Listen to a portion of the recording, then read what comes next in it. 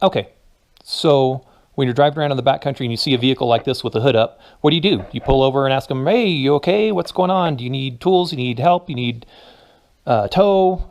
Something we can help you with? And so, of course, most of the time people pull over for us because we have our hood up, because we're airing up, because we have the compressor hooked up to the battery. One time we were pulled over by a lake and we had 5 people stop and say, hey, you okay? And so I just got thinking about that, and I said, well, maybe it would just be more appropriate just to go ahead and run a wire harness from the battery to the front here, and so we'd have a quick connect that we can connect to the compressor and then just leave the hood down. And so we're going to work on that today. Let's get started. Here's what the connectors look like. The wires go in this end, and this is the quick connect end here. And so these will be able to slip together like this. Right now they seem really loose because these little ends, once you solder the wire on, you push it in through there. So that will look like this, I think. So here's one I already soldered on, and I heat shrinked it. And so this tip will actually go down here, and somehow this tip locks over the top of that piece and then pushes it down, and then this is what slips over each other. So these will oppose each other when you put their connectors together somehow like that. Anyway, all right, let's put it together though and see what it looks like. So these are pretty heavy duty things to just solder with even with this 140 watt gun. It takes a long time to heat this, so I'm just using the little torch, and it seems to be working better. And so let's see if we can get some wire. Set it inside there like that, and we'll heat it up on the outside, heat the wire up a little bit, and then we'll just feed a ton of wire in, feed a ton of solder. This is just 6040 rosin core right here.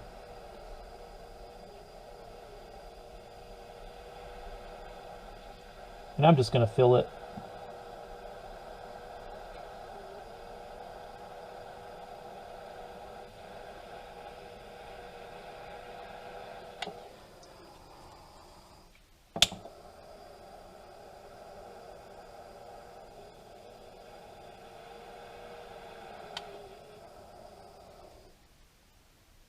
Okay. Got pretty hot, huh? So we'll let that harden, then we'll slide some heat shrink over it. And then the cool part about these is they come with little, each one of these quick connectors comes with its own little protector that will snap inside there, and then it has this cool little wire loop that you can just tie around your wire so that this is always available. And it'll keep it clean, at least. So this kit off Amazon came with 4 of these, 4 connectors, 4 of these, and 8 of these. Okay, cool. That should be getting hard there now. So let's just slide our heat shrink over.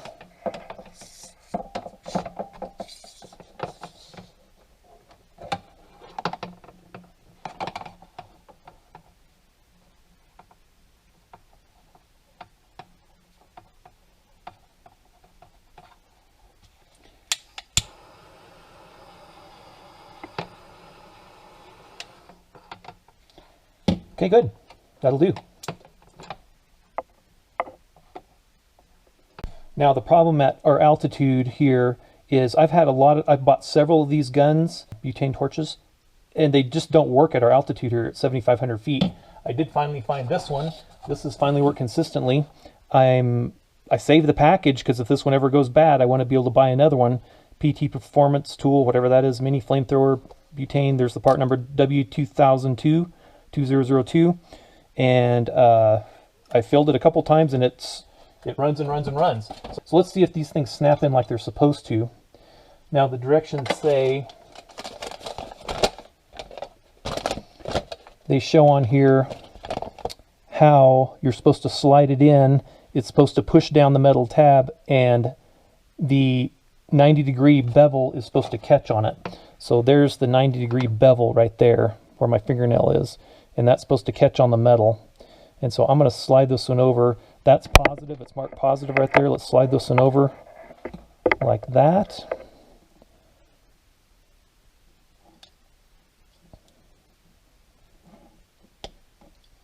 Okay, there it is coming through. Hopefully that's coming out in the camera. And it snapped. Okay, and that's super secure right there. Okay, good. And you can apparently take these off by just pushing down on that tab, that metal tab right there. Push it down on it, and then you can pull your wire out the back side. So here comes our other one. It looks like it's the same direction that it goes in, with that part down against the metal tab there inside the connector.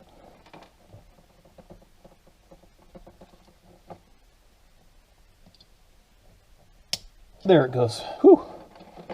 That took some strength. Okay, so now that's what it looks like before. That's what it looks like after. So now this little piece will slip on there. Okay, cool. And that's a pretty snug fit, actually. That's a good fit. So yeah, so this will just loop around this wire. It'll hang whenever you're not using it, and then when you want to cover it up, just kind of a neat little system. Okay, and there's the heat shrink ends right there. So that'll do. Okay, so this is like double insulated wire. We're just gonna use this to... Good deal. This is another kit off Amazon. I think this was 20 bucks, but this is primarily what I use when I'm wiring stuff, is these little, I forget what they're called, just looped ends or ring ends, whatever they are. I don't know. Comes in all different sizes. Yellow seems to be 12 to 10 gauge. Pink is 22 to 18. Blue is probably something in the middle, 16 to 14. Okay, good. Since I solder all my connections, and I don't use crimping tools except maybe to crimp it to hold it in place while before I solder it, I just cut these off because I don't use them, and I end up putting heat shrink on. Speaking of heat shrink, I don't want to forget that. We're going to use this piece, cut that in half. Don't forget to put it on your wires. I know I've been doing this for lots of years and I still forget to put it on my wires. Slide it way down away so it'll be away from the heat, so they don't shrink too soon on you, right? Okay, good. Now I'll just take one of these and, okay.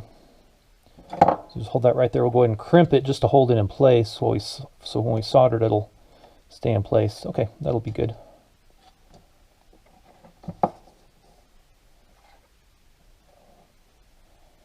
And I'm just going to go ahead and use this torch since I have it out, this little butane torch. It'll go quicker.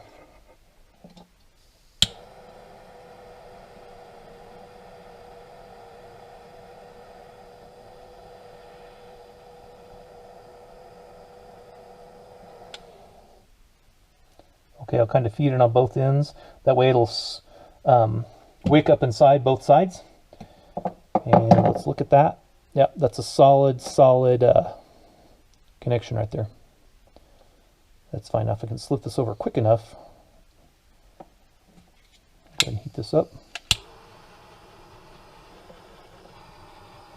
Okay, so here's a connection that even if water penetrates that, it's not gonna ever give me a problem with coming apart or corroding to the point that it's gonna fail on me. Okay, so that's a I'm never gonna have to mess with that kind of connection right there. So that's good. Using a black wire loom, I'm gonna go ahead and wrap my red end. This is the way to buy it.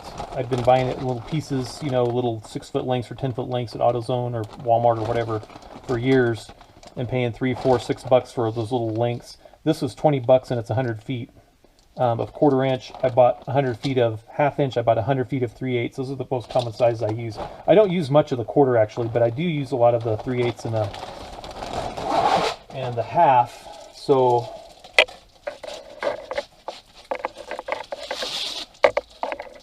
we'll just pull out a little length of this. This cable is obviously very well insulated. It's double insulated, so I probably don't need to put this on here. But where I'm running it, it's going to be subjected to wire chafing. Okay, so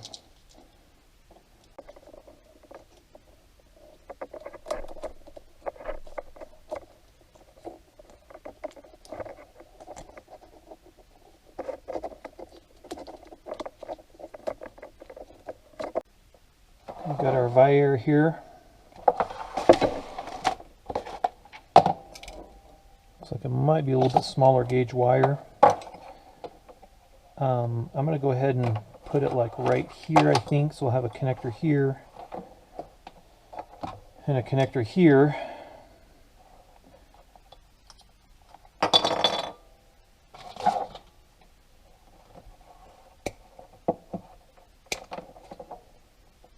Alright, that looks like, might even see on here what it is.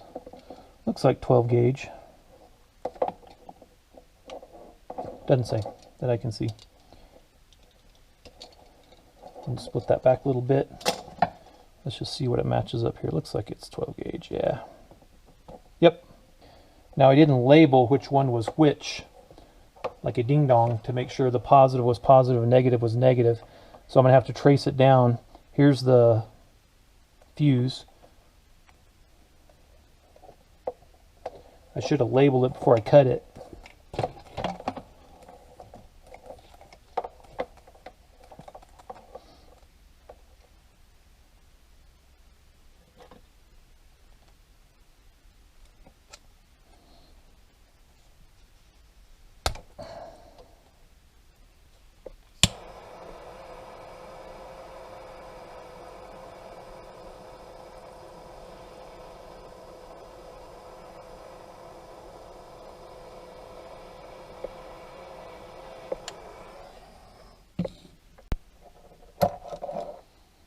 Okay, so this is pretty big heat shrink for this, but if it was any smaller, it probably wouldn't go over that very well.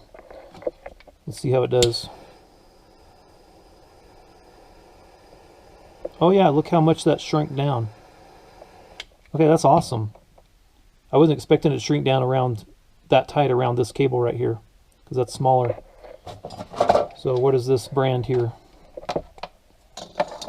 Dorman 87500 Electrical Essentials. Hopefully that's showing up there.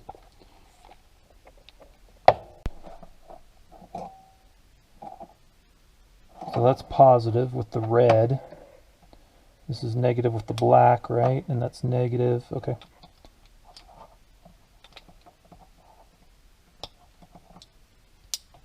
Snap. Okay. Pretty solid connections. Cool. And I didn't put this over it, but I should disconnect one of these and slide this over it.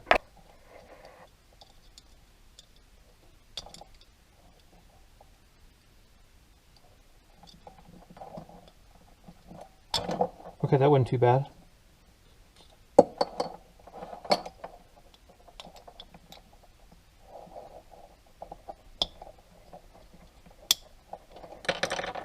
Okay, good. Now, there's the cap for it. Pretty sweet. Okay, so here's the compressor side. This will be my power cable from the battery. So we'll just oppose those like that. Click, that's a pretty solid connection. You've got positive to positive, negative to negative. Yeah, and that wraps around correctly, so that's good. If I want to use the pigtails, right?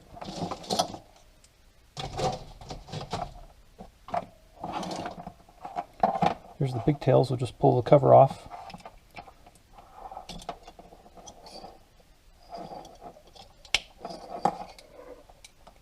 Pretty solid connection.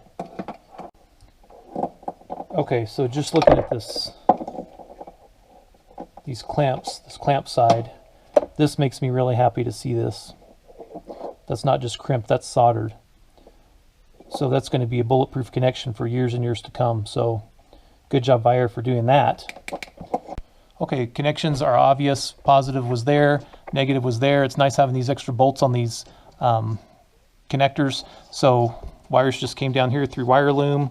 Of course, it's going leaning against bolts, so I'm glad I put the extra wire loom on. Comes down to here and just sits out right here. It looks like it'll tuck back inside there nicely and stay out of the way.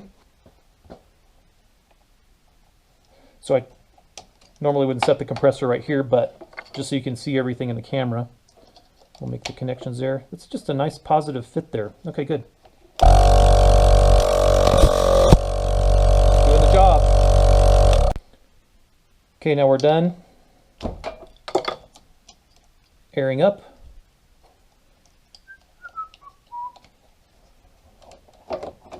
Tuck that away. Done with this one. Reconnect that. Compressor goes back in the truck. Okay, let's just test the pigtail just to make sure it works.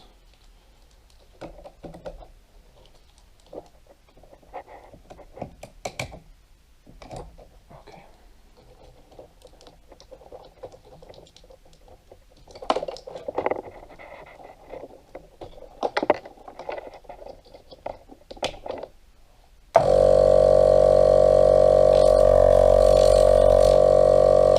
Okay, good deal.